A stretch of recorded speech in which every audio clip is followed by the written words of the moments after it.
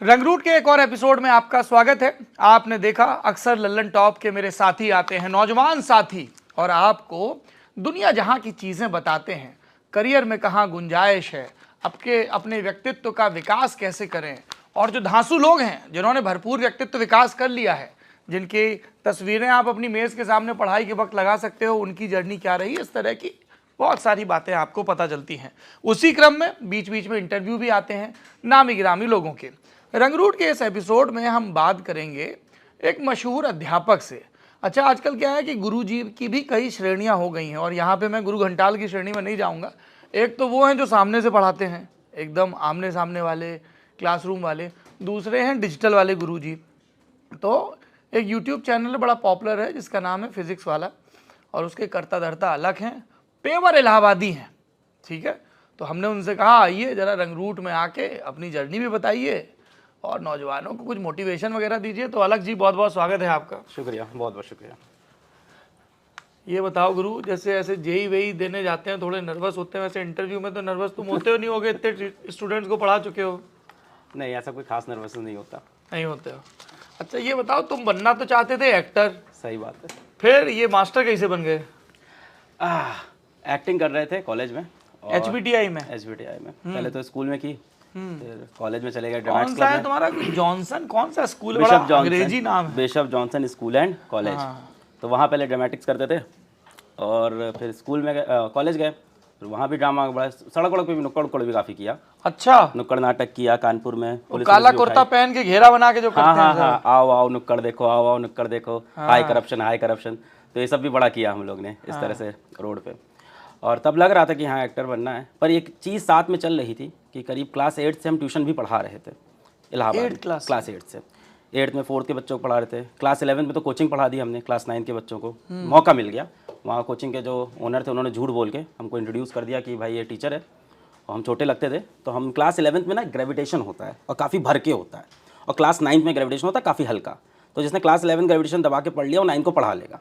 तो हम 9वीं क्लास में घुसे और पढ़ा दिया, और वहाँ बच्चे झूम गए। तो वो भी था एक्टिंग वाली ही कहानी। एक्टिंग ही तो है, आपने वो चीज़ पढ़ी, उस चीज़ को आप जितना ज़्यादा ड्रामेटाइज करके, जितना डेप्थ में बेसिक समझे एक्टिंग क्या है, उस चीज़ को किसी कहानी को सामने प्रस्तुत करना। और वहाँ भी यही, आपको ग्रेविटेशन की पूरी कहानी, पूरे कॉन्सेप्ट को कितने अच्छे से आप प्रस्तुत कर दोगे।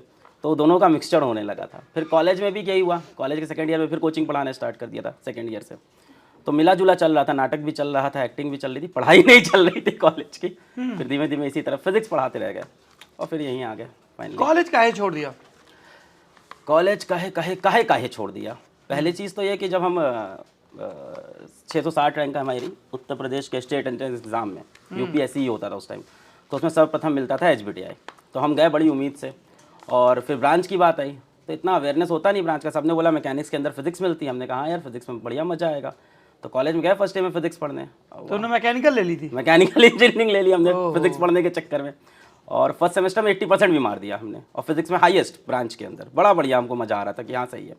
फिर हमको समझ में आया यार जो करना चाहते हैं उस तरफ तो कहीं जा ही नहीं रहा है ना। हमको लैब में, अब ये बात जाएगी बाहर पर ये सच्चाई है, ना लैब में एक्चुअली कोई मशीन वर्क कर रही है, ना टीचर एक्चुअली बता रहा है कि इन मशीनों का कहाँ इस्तेमाल है।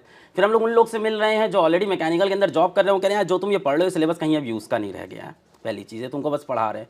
एग्जाम का जो तरीका चल रहा है कॉलेज के अंदर बहुत बुरा है, और इस चीज़ को मैं क्रिटिसाइज करता हूँ कि बच्चे एक रात पहले पिछले 5 साल के पेपर। गुरु वो वाला कैमरा है? अच्छा, मेरे को लगा ये चल रहा है। नहीं, वो हमारे लिए है। मैं उधर देख रहा हूँ, तुम इधर चापे रहो। ये जाली वाला कैमरा। हाँ, तो क्या होता था कि पिछले 5 साल के बच्चे पेपर देखते थे, उसी को रटते थे और लिखाते थे। तो फर्स्ट ईयर तो हमने भी वो चीज़ अपना ली, पर हमें समझ में आ रहा था कुछ सही डायरेक्शन में जीवन जा नहीं रहा है। मौज नहीं आ रही थी। मौज नहीं आ रही थी, और घूम फिर के भी मतलब हमको मैकेनिक्स नहीं समझ में आ रही थी वहाँ की। मतलब मैकेनिक्स हम पढ़ रहे हैं, टीचर वहाँ कुछ ऐसा खास पढ़ा नहीं रहा है, ना कुछ एक्सपेरिमेंट। अब वो नंबर लाने की रेस चल रही है, उसमें सब नंबर। मेरी एक फ्रेंड थी, उसने फ्लूइड मैकेनिक्स में 100 नंबर मार दिए, और फ्लूइड मैकेनिक्स बैठा दो आप सामने, मैं बताऊँ। तो बात ये चल रही है कॉलेज के अंदर, कुछ अलग कहानी चल रही है। सभी कॉलेज, ये एक मैं अपने कॉलेज को नहीं कह रहा, सभी कॉलेज की कहानी है। फिर थर्ड ईयर आते आते हमारा कोचिंग में इंटरेस्ट ज़्यादा होता गया, और कॉलेज की पढ़ाई हमसे धीमे धीमे कानपुर में ही पढ़ानी चालू कर दी? हाँ, कानपुर में स्टार्ट कर दिया था सेकंड। अच्छा, आप ये सब बातें बता रहे हैं अलग जी, लेकिन आपके आलोचक कहते हैं कि आपकी जो कोचिंग है ना उसमें एक्टिंग और थिएटर और यही सब ज्यादा है और असल कंटेंट कम है। इस पे क्या कहेंगे? इस पे हमारे सिलेक्शन जवाब देंगे, हमें तो ये लगता है। इस ईयर हम लोगों ने बहुत सारे सिलेक्शन प्रोड्यूस किए, अगर आप नीट में देख लो तो करीब 2500 के आसपास के सिलेक्शन है हमारे पास।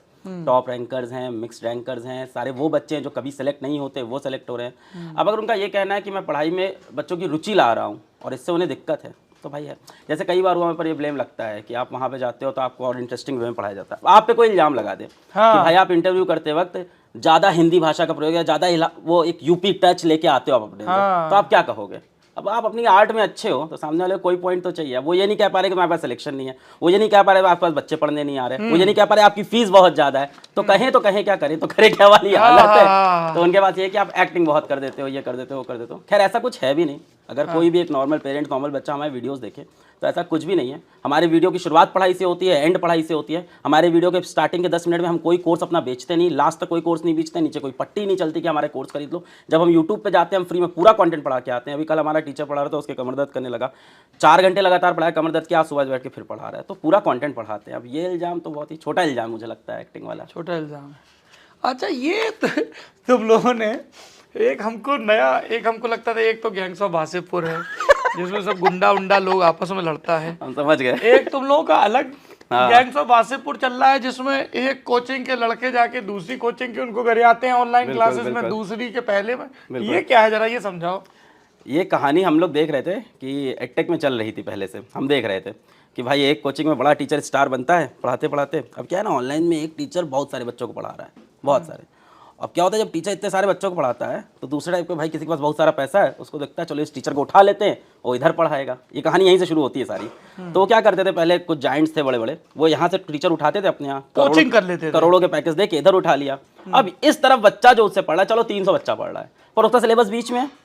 आप बीच में सिलेबस छोड़ के यहाँ चले गए, फिर कहते हो मैं यहाँ स्टार्टिंग से पढ़ाऊंगा।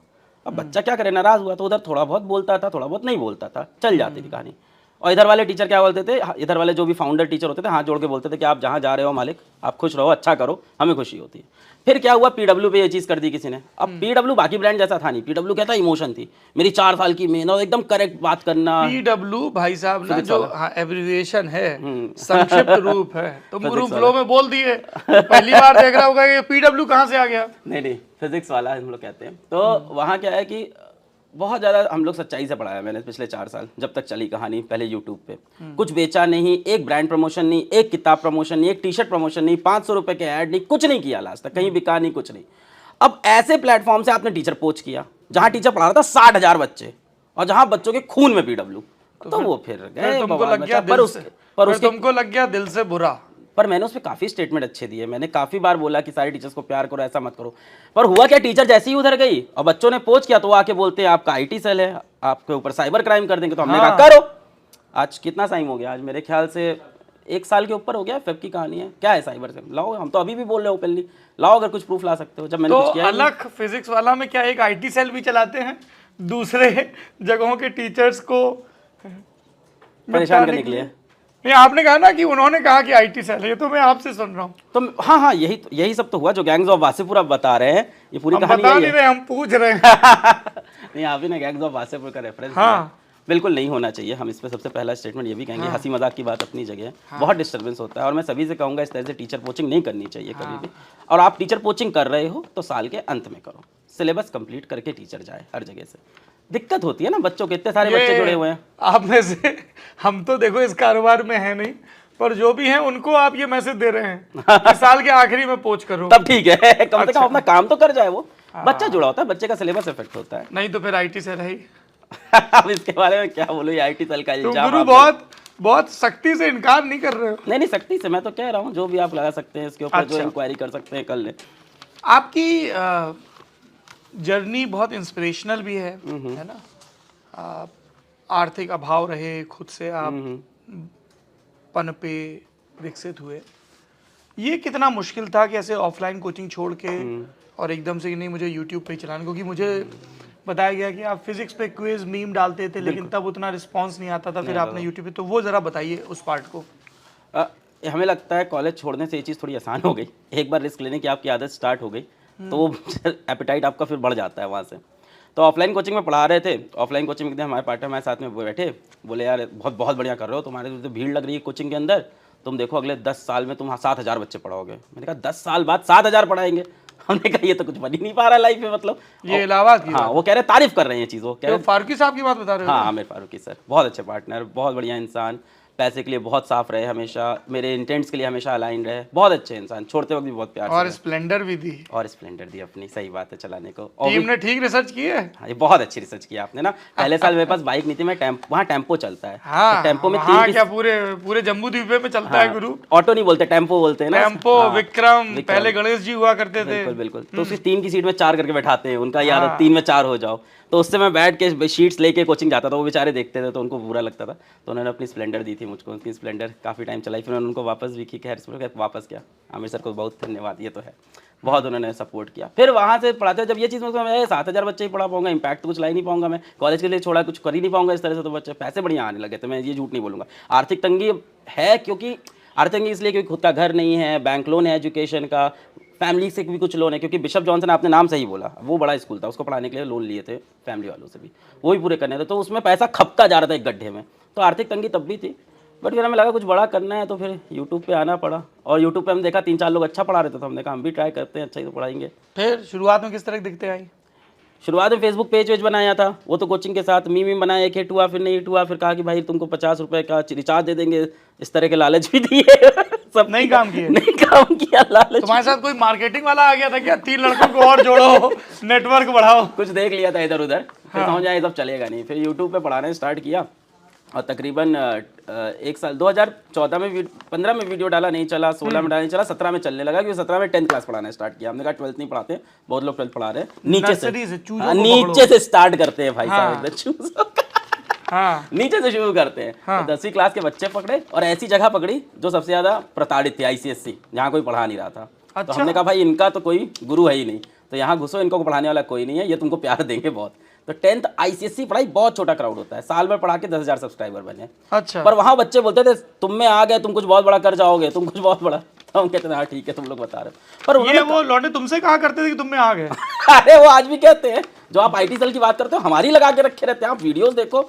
अगर मैं आज इस इंटरव्यू में कुछ 4 शब्द भी बोला, अभी जो लौंडे शब्द आपने बोला उसमें हंस दिया, ये क्लिप बन जाएगी, सर हमको लौंडा कहते हैं, हम लौंडे हैं सर के, सर हंसते हैं हम। बालक, नौजवान, युवा, नई पौध, नया दौर आदि इत्यादि अपने मनवांछित ढंग से भर लें भैया, और इनको आप क्लिप बना के ट्रोल करें, हमको बख्श दें, क्योंकि हमें ट्रोल करने के लिए वैसे ही पर्याप्त लोग लगे हुए हैं काम पे। सही बात है। तो बट साथ में उन्होंने काफ़ी इंप्रूवमेंट भी लाए, वो काफ़ी सजेशन दिए उन्होंने कि यहाँ पे आप इस तरह से पढ़ाओ तो ज़्यादा बेटर रहेगा, बोर्ड पे पहले से लिख के मत लाया करो, आके लिखा करो, तब ज़्यादा समझ में आता। तो बहुत सारी ऐसी लर्निंग दी ऑनलाइन की जो उस टाइम हमारे लिए भी नहीं थी, पूरे ऑनलाइन वर्ल्ड के लिए नहीं थी। 4-5 गिने चुने टीचर ऑनलाइन पढ़ा रहे थे IT नीट को, हम तो 10th पढ़ा रहे थे इनफैक्ट।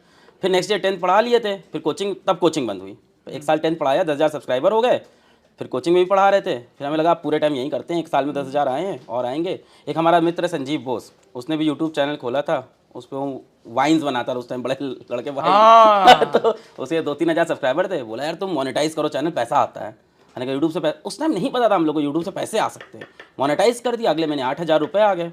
हमने घर वालों बोला 8,000 है, हो जाएगा, और कोचिंग से भी सेविंग्स हैं हमारी 3 साल चलाने की, तो हमने कहा आप छोड़ते हैं, ट्राई करते हैं। पापा राजी नहीं हो रहे थे लेकिन शुरू में? पापा नहीं रहा, पापा आप आज वो बोलेंगे बेटा मैंने ही तो कहा था कोचिंग छोड़ने को वो यही बोलेंगे, मैंने ही उससे कहा कॉलेज छोड़ दो आ जाओ। जब कॉलेज छोड़ा तब पापा ने बहुत लगाई मेरी, जब कोचिंग छोड़ा तब उन्होंने हमसे ये बोला कि बेटा इंसान पहली नौकरी तब छोड़ता है जब उसको दूसरी नौकरी मिल जाती है, और पहली से दरअसल अलग तुम्हारे पिताजी नहीं बोल रहे थे, अपने हिस्से के हादसों से उन्होंने जो हकीकत कमाई थी ना, सही बात है, वो ठेकेदारी और उन सब में जो उनको असफलताएं हाथ लगी, शायद ये वो डर बोल रहा था।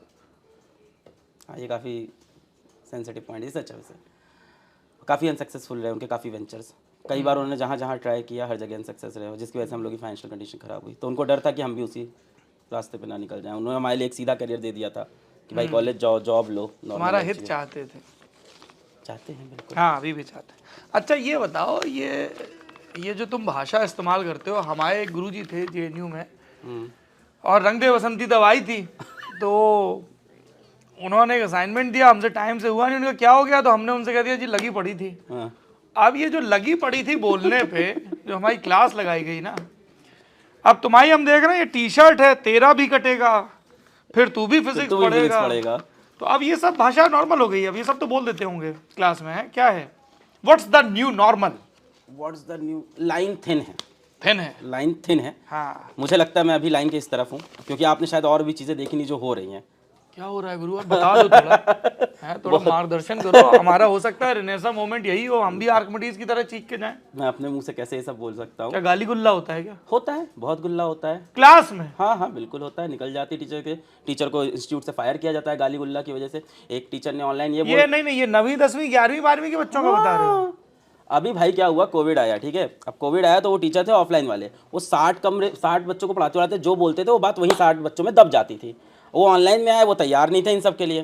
तो एक आगरा के टीचर का वीडियो है, उसमें बच्चा उनसे पूछता है कि सर क्या, वो स्क्रीन पे शायद कुछ लिख रहा था ऐप से कुछ वर्ड, तो टीचर उसको बोलता है तेरी माँ जहाँ जाती होगी ये वही वर्ड है। अरे बाप रे। तो मुझे लगता है हम लोग लाइन के काफी इस तरफ है। तेरा भी कटेगा फिर तू भी फिजिक्स पढ़ेगा, एक इंस्पिरेशनल लाइन है। इट्स अ कैची लाइन है कि अभी यार तुम प्यार, देखो बच्चे प्यार मोहब्बत पढ़ेंगे, तो मेरा कहने का मतलब यार प्यार में पढ़ोगे कटेगा फिर फिजिक्स पढ़ोगे, इससे अच्छा भी पढ़ लो यार। तेरा भी कटेगा फिर तू फिजिक्स पढ़ेगा, इससे अच्छा भी पढ़ ले। तो इस तरह अच्छा, तेरा भी कटेगा से याद आया, ये बबीता कौन है?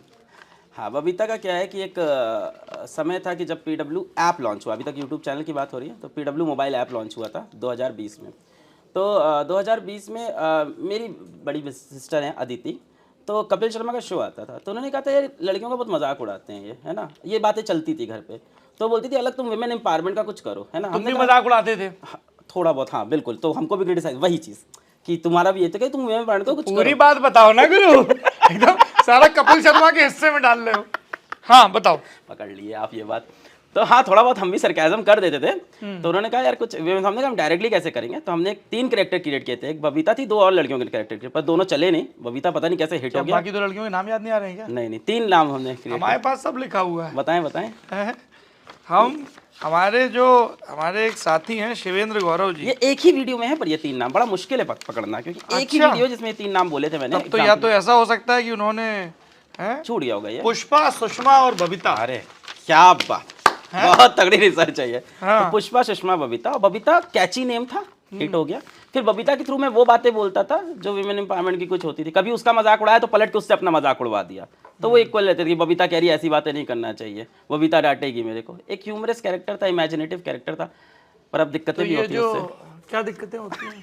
दिक्कतें ये होती है, पूरे परिवार को लगता है कौन है बबीता। अब दादा दादा टाइप के लोग हैं। लड़के कमेंट में भी लिख रहे थे कि गुरुजी टिंडर डेट पे जाते हैं बबीता के साथ, कोड नेम है, ऐसा है क्या?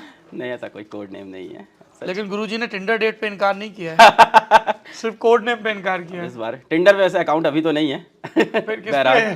प्लेटफॉर्म तो कई हैं। हम लोग व्हाट्सएप के जमाने, कोई पेमेंट नहीं किया है। हम लोग व्हाट्सएप फेसबुक के जमाने वाले हैं। वही फ्रेंड रिक्वेस्ट भेज के वही काम होता क्या है, मैं ये जानना चाहता हूँ अलग कि जब हम पब्लिक प्रोफाइल में होते हैं, जैसे आप फिजिक्स वाला चला रहे हैं, इतने मशहूर टीचर हैं, हिंदी माध्यम के बीच बहुत मशहूर हैं, मैं ललन टॉप चलाता हूँ, हम लोगों से ना एक बहुत सारे लोग आइडेंटिफाई करते हैं। जैसे हमें बहुत सारे नौजवान मिलते हैं कि साहब हम आपका किताब वाला देख के हमने किताब पढ़ना शुरू किया, तो मुझे बड़ा अच्छा लगता है।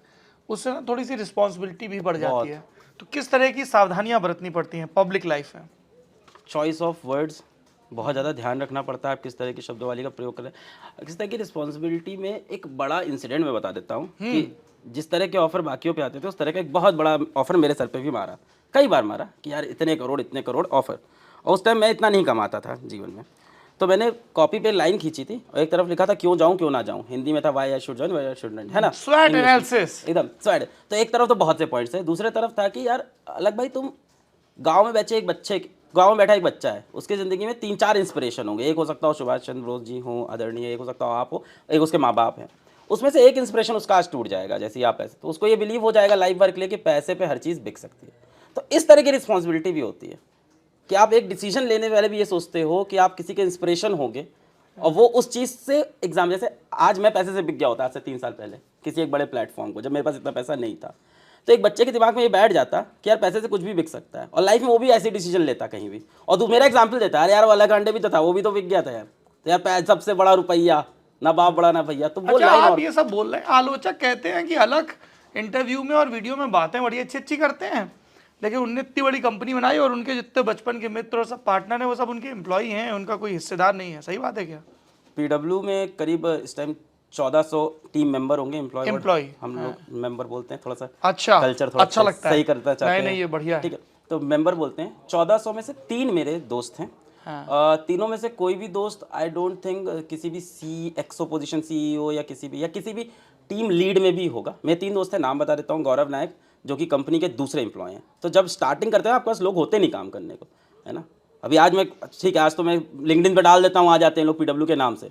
तब मेरे साथ कौन काम करने को तैयार था? कोई नहीं। एक तो ये इतना इंग्लिश पिक्चर लग रहा है ना PW सुनने में। फिजिक्स वाला फिजिक्स नहीं आप PW बोलो, अच्छा लग रहा है एकदम। इंडिया से भी ऐसे निकलने चाहिए धांसू, सबने अमेरिका और यूरोप से थोड़ी आएंगे। हाँ, आप सोचो, आप किसी घर में रह रहे हो, आप बोलो मैं एक बिजनेस स्टार्ट करने जा रहा हूँ, आपका साथ कौन देगा? आपके दोस्ती तो देंगे शुरू में, बिल्कुल। कोई बाहर से नहीं।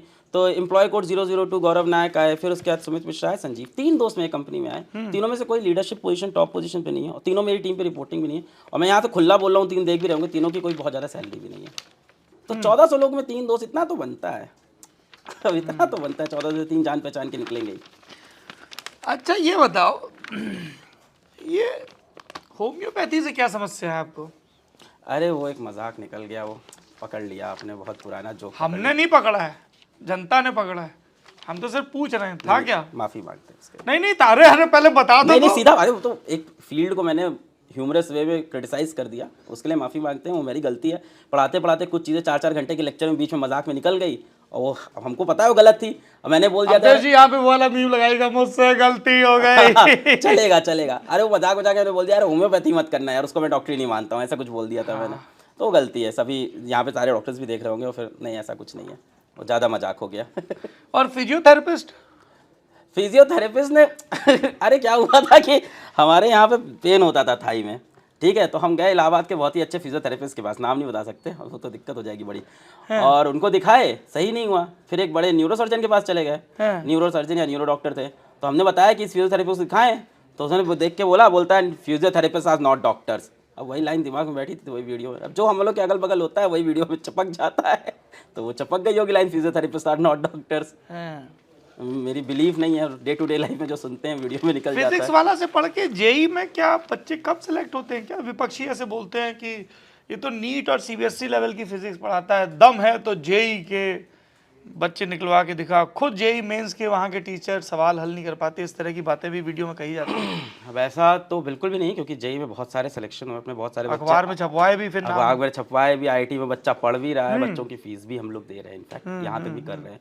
तो IIT में बहुत सारा बच्चा पढ़ रहा है। अगर ये बात है, अगर वो विपक्षी ये कहते हैं हमारे पास जेई के टीचर नहीं, तो हमारा सवाल है फिर हमारे टीचर छूते क्यों हो? अगर हमारे टीचर जेई के लेवल के, में अलग बोलते हैं, तुम एक अलग ले जाओगे मैं 1000 अलग खड़ा कर दूंगा, ऐसा कुछ है? वो बड़ा इमोशनल दिन हो गया था, वो नया कंपनी बन रहा है, दिल से बुरा लगता है। दिल से बुरा लगा था उसे, और खड़ा किया उसके बाद। आज PW में 100 लेक्चर फैकल्टी है, और जब ये लेके गए थे तब शायद 6 या 7 थे, तो बड़ा खराब समय में हाथ मारा था। आगे का क्या प्लान है?